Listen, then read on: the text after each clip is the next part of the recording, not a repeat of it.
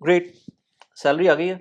तो बहुत सारे लोगों की तरह मुझे भी सैलरी के का वेट होता है, लेकिन शायद मैं उतना एडिक्टेड नहीं हूँ जितना बहुत सारे और लोग होते हैं। एक कोट है बहुत मशहूर, the three major addiction in the world are heroin, carbohydrates and your monthly salary. अब इस फ्रेज को मुझे नहीं पता कि किस तरह से लोग लेते हैं, लेकिन मेरे ख्याल से कार्बोहाइड्रेट्स वाकई एक एडिक्शन है, सैलरी भी एक एडिक्शन है, और ऑफ कोर्स हेरोइन एक बहुत खतरनाक किस्म की एडिक्शन है, जिसको इस कॉन्टेक्स्ट में लेकर आना, इसका मतलब ये है कि शुगर, हेरोइन और सैलरी को वो एक ही पॉइंट पर लेकर आ गए। मुझे नहीं पता कितना ज़्यादा रेलिवेंट है, लेकिन एक कोट था, मैंने कहा आपके साथ शेयर कर दूं। लेकिन मेरे ख्याल से बहुत सारे लोगों को मैंने देखा है जो कि गलत डिसीजंस ले रहे होते हैं जस्ट बिकॉज उनकी सैलरी नहीं आती है, लेट होती है। यूएई के अंदर अगर आप हैं तो आपको पता होगा कि आपके रेंट्स के जो चेक्स होते हैं वो एक पर्टिकुलर डेट के ऊपर जब जाते हैं, और अगर वो ऑनर नहीं होते तो आपका आपका वो चार्जेस भी लग सकते हैं, आपकी क्रेडिट प्रोफाइल भी खराब हो सकती है, और अगेन आपका लैंडलॉर्ड आपको फिर परसू करेगा। तो अगर आपकी 25 तारीख को सैलरी आनी है और आपका रेंट लेट से ड्यू है लेट से 27 को, और आपकी सैलरी लेट हो गई, तो आप तो फिर परेशानी होंगे ना, आप ऑफिस में भी काम नहीं कर पाएंगे, आप अपने एचआर को कॉल कर रहे होंगे, आप फ्रैंटिकली इधर उधर भाग रहे होंगे। ऐसा नहीं होना चाहिए। आपको अपनी एक महीने की एटलीस्ट एक महीने की तो आपका बफर होना चाहिए ना।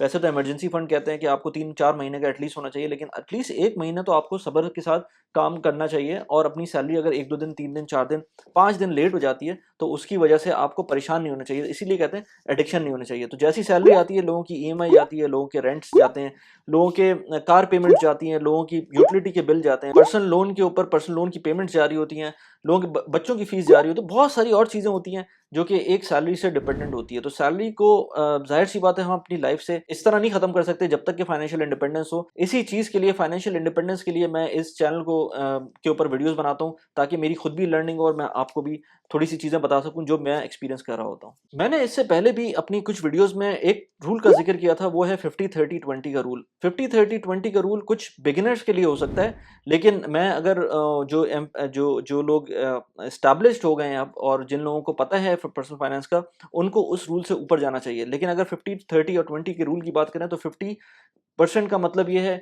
कि आप अपनी 50% की जो सैलरी है वो अपनी नीड्स पे खर्च करेंगे। 30% का मतलब ये है कि वो अपनी 30% जो आपकी वांट्स हैं उसके ऊपर खर्च करेंगे, और 20% आप अपनी इन्वेस्टमेंट्स के ऊपर खर्च करेंगे, सेविंग्स एंड इन्वेस्टमेंट के ऊपर खर्च करेंगे। हम इसके ऊपर थोड़ा सा बाद में आते हैं। लेकिन 50% जो आपकी नीड्स हैं उनमें क्या क्या चीज़ें आती हैं, उनके अंदर आपकी लेट से आपका रेंट आएगा, या आपकी हाउस की जो पेमेंट है वो आएगी, आपकी गाड़ी की इंस्टॉलमेंट है अगर है तो वो भी आएगी। लेकिन गाड़ी की इंस्टॉलमेंट अगर आपकी वो इंस्टॉलमेंट है जो आप अपनी मैंने एक वीडियो में जिक्र किया था कि आपकी जो कार जिस वक्त आप फाइनेंस करवा रहे होते हैं तो उसके क्या रूल हैं, अगर आप उसके ऊपर चलते हुए अपनी गाड़ी को फाइनेंस कराएंगे तो आपकी इस 50% में से 10% से ऊपर की जो जो एलोकेशन है वो नहीं होनी चाहिए। इससे ऊपर की जो भी एलोकेशन होगी वो आपकी वांट्स में आएगी, वो आपकी नीड्स में नहीं आएगी।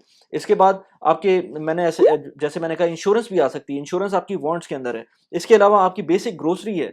इस तरह की बहुत सारी और चीज़ें जो कि आपको लाजमी करनी है, इसके बगैर आपका दिन नहीं गुजर सकता, आपकी ज़िंदगी आगे नहीं चल सकती, आपकी वांट्स में आते हैं। तो 50% आप अपनी वांट्स के ऊपर खर्च करेंगे। देन आपकी वांट्स आती हैं। वांट्स के अंदर आपके जो लेट्स से आप डाइन आउट करते हैं, वो उस तरह की चीज़ें आ सकती हैं। आपकी अपनी शॉपिंग आ सकती है, जो जो नॉन एसेंशियल शॉपिंग है, कपड़ों की शॉपिंग है, नए-नए कपड़ों की शॉपिंग है, वो आ सकती है। हॉलिडेज़ आ सकते हैं। इसके अलावा आपकी ग्रोसरी शॉपिंग जो कि एक नॉन एसेंशियल आइटम्स होंगे, उसकी शॉपिंग होगी, वो आ सकती है। इसके अलावा जैसे मैंने कहा कि 10% से ऊपर की अगर कोई पेमेंट है, तो वो आपकी वांट्स के अंदर आएगी, आपकी गाड़ी की। इसके अलावा और बहुत सारी ऐसी चीज़ें जो कि लग्जरी आइटम्स हैं, वो अगर आप ले रहे हैं तो वो आपकी वांट्स के अंदर आएगी, उसके ऊपर आप 30% इन्वेस्ट करेंगे, इस आई मीन खर्च करेंगे। 20% जो बाकी बचता है वो आप सेव एंड इन्वेस्ट करेंगे। शुरू में अगर आपके पास कोई इमरजेंसी फंड नहीं है तो 20% उसमें से सेव करना है आपको। बाकी जब आपके पास इमरजेंसी फंड बिल्टअप हो जाए, उसके बाद आप अगर आपके पास कोई लोन है तो उसको पे ऑफ करना है, और उसके बाद जब लोन पे ऑफ हो जाएगा तो उसके बाद उसको इन्वेस्ट करना स्टार्ट करना है।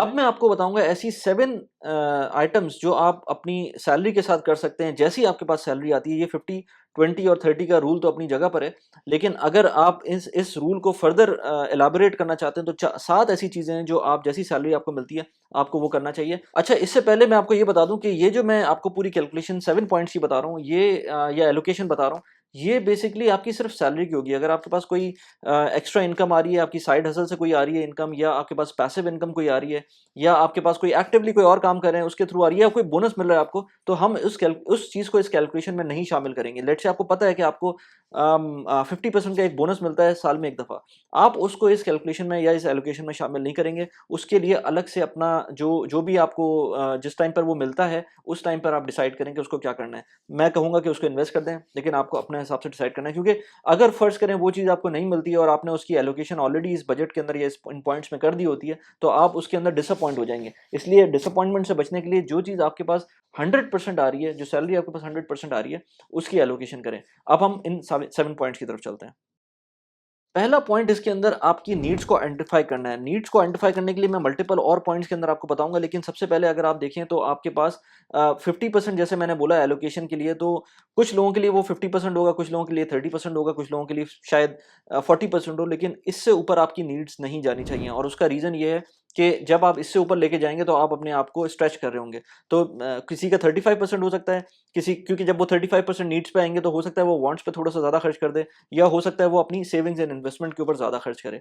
तो आप मेक श्योर करें एटलीस्ट 50% पे रखें। सेकंड पॉइंट के अंदर आपको अपनी सेविंग्स एंड इन्वेस्टमेंट के अंदर से कुछ पार्ट रिटायरमेंट के ऊपर लगाना है। अब वो कुछ पार्ट कितना होगा ये आपके ऊपर डिपेंड करता है। मैंने इससे पहले और वीडियोज़ बनाई हुई है कि कितना आपको स्पेंड करना चाहिए अपनी रिटायरमेंट और इन्वेस्टमेंट के ऊपर, लेकिन आपको जो 20% होगा उसी के अंदर से निकालना है। और ख़ास तौर पे अगर आप ऐसे कंट्रीज़ में रहते हैं, लेट्स से जीसीसी कंट्रीज़ के अंदर, जहाँ पर आपके पास कोई पेंशन इवेंचुअली नहीं होगी, और इवन पाकिस्तान के अंदर जहाँ पर प्राइवेट कंपनीज़ में काम कर रहे हैं, जहाँ पर आपके पास पेंशन नहीं है अवेलेबल, वहाँ पर आपको अपनी रिटायरमेंट के लिए एज़ अर्ली एज़ पॉसिबल सोचना है। ये नहीं है कि आपको 30 ईयर्स, 40 ईयर्स, 50 ईयर्स के बाद आप उसके लिए सोचें। आपको इवन पहली सैलरी के ऊपर सोचना है कि आपको रिटायरमेंट कैसे रखनी है। भले आप किसी और ज्योग्राफी में चले जाएँ, लेकिन आपको सोचना पहले दिन से ही चाहिए कि आपकी रिटायरमेंट किस तरह से फंड होगी। अच्छा, ये कोई पर्टिकुलर ऑर्डर नहीं है जो 7 पॉइंट्स आपको मैं बता रहा हूँ, इसके अंदर थर्ड पॉइंट करते हैं। थर्ड पॉइंट के अंदर आपके पास इमरजेंसी फंड लाज़मी होना चाहिए। इमरजेंसी फंड अगर आपके पास मौजूद नहीं है, तो आपको हर सूरत में उसको प्रिपेयर करना चाहिए, उसके लिए प्रिपरेशन करनी चाहिए।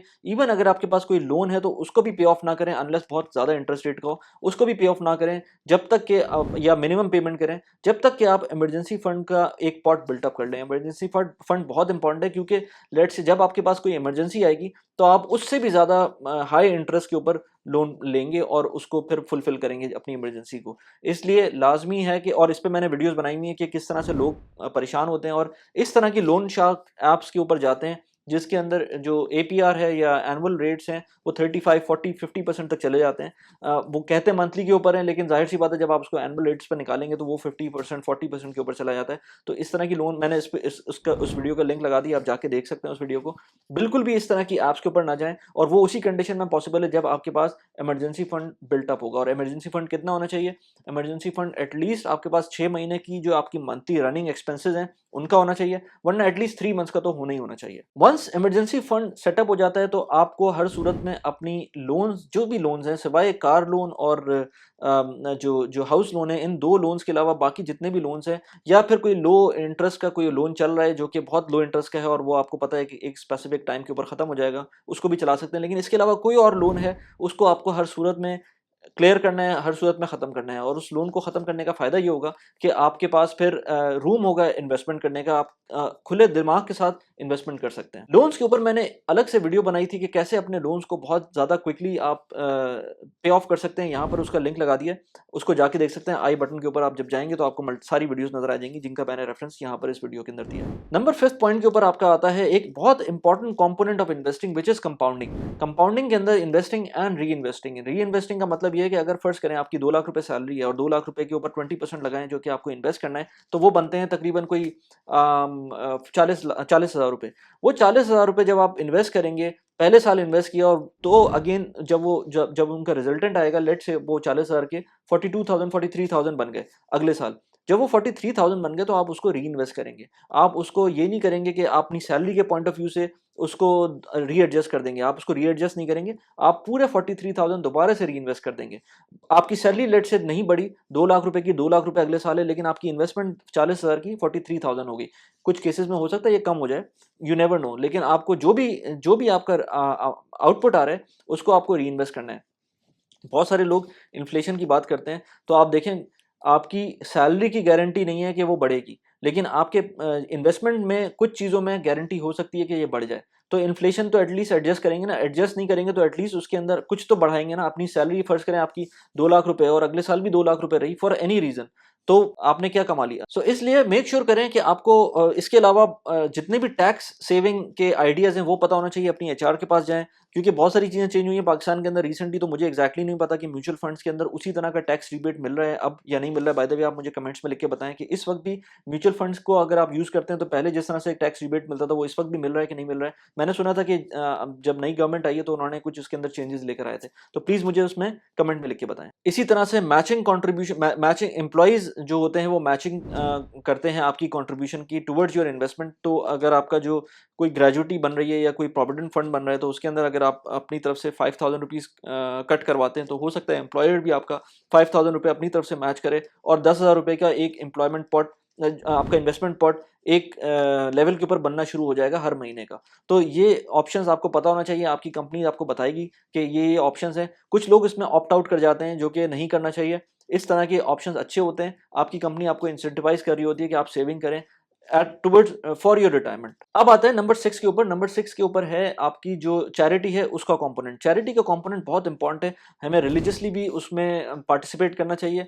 हम पे कुछ ऑब्लिगेशंस भी हैं मैंडेटरी कि आपको 2.5% ज़कात देनी है, उसको आपको ख्याल में रखना चाहिए। लेकिन वो कंपोनेंट आएगा कहाँ से, क्योंकि ये जो आपका 100% का लेट्स से सैलरी का पॉट है उसके अंदर से आप पैसे कहाँ से निकालेंगे। मैं कहता हूँ कि आपको उसको अपनी जो नीड्स हैं उसके अंदर से कट डाउन करना है, ताकि आपको पता हो कि आप इसके अंदर जो लेट्स से जो अनप्रोडक्टिव एसेट्स जो आपने लिए हुए हैं, लेट्स से गोल्ड लिया हुआ है, उसके अंदर जो आपको पैसे पे करने हैं वो आपको यहाँ से निकालना है। 2.5% की जो जो ज़कात होगी वो आपको अपनी नीड्स में से पूरी करनी होगी। इन्वेस्टमेंट और जो सेविंग्स है उसको आप टच नहीं करेंगे। जो आपकी इन्वेस्टमेंट और सेविंग के ऊपर जो एक तरह से टैक्स लग रहा होगा वो आपकी अपनी नीड्स में से निकल रहा होगा। मैंने एक इंपॉर्टेंट पॉइंट मिस किया, इससे पहले मैंने जिक्र किया था उसको जब आपकी नीड्स की बात की थी कि आपकी हेल्थ इंश्योरेंस लाजमी होनी चाहिए। हेल्थ इंश्योरेंस एक ऐसी चीज़ है जो आपको लगता है कि यार ये पैसे ज़ाया जा रहे हैं, जिस तरह से मैंडेटरी कार इंश्योरेंस लोग करवा रहे होते हैं जो यूएई में रहते हैं, पाकिस्तान में तो वो नहीं करवा रहे होते। लेकिन अगर आप यूएई में हैं तो आपको कार इंश्योरेंस लाजमी करानी है। अब उन्होंने हेल्थ इंश्योरेंस भी मैंडेटरी कर दी है, लेकिन हेल्थ इंश्योरेंस अच्छी वाली हेल्थ इंश्योरेंस इंपॉर्टेंट है कि आपके पास आपकी फैमिली के लिए होनी चाहिए। ये एक पीस ऑफ माइंड आपको देती है। अगर आपके एम्प्लॉयर आपको हेल्थ इंश्योरेंस नहीं दे रहा तो आपको खुद लेनी चाहिए। बहुत सारी चीज़ों को आपको कट डाउन करना होगा, आपकी वांट्स को भी कट डाउन करना होगा और लाजमी हेल्थ इंश्योरेंस लेनी पड़ेगी। रिसर्च के अंदर आया है पाकिस्तान जैसे मुल्कों में, इंडिया जैसे मुल्कों में, क्योंकि स्टेट स्पॉन्सर्ड इस तरह के हेल्थ केयर इंस्टीट्यूट्स नहीं है, तो आप एक सिर्फ मेजर आपके फैमिली मेंबर के अंदर एक मेजर कोई इंसिडेंट हो जाए जिसके अंदर आपको हॉस्पिटलाइजेशन पे जाना पड़ जाए, आप सिर्फ उस एक इंसिडेंट की मार हैं और आप पता नहीं फाइनेंशियली कितने पीछे जा सकते हैं। इसलिए हेल्थ इंश्योरेंस लाजमी होनी चाहिए। अब मैं क्योंकि आउट ऑफ टच हूँ, पाकिस्तान से इतना ज़्यादा टच में नहीं हूँ, तो मुझे नहीं पता कि एल्डरलीज़ की हेल्थ इंश्योरेंस किस तरह की होती है।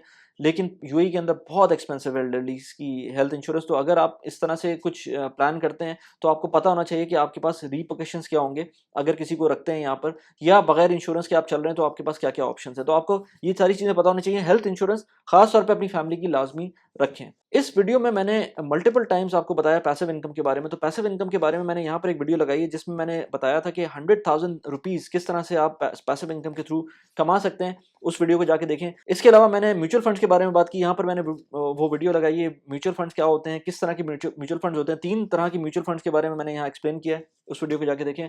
कैसी लगी वीडियो प्लीज़ मुझे बताइएगा। Thanks for watching the video. Bye bye.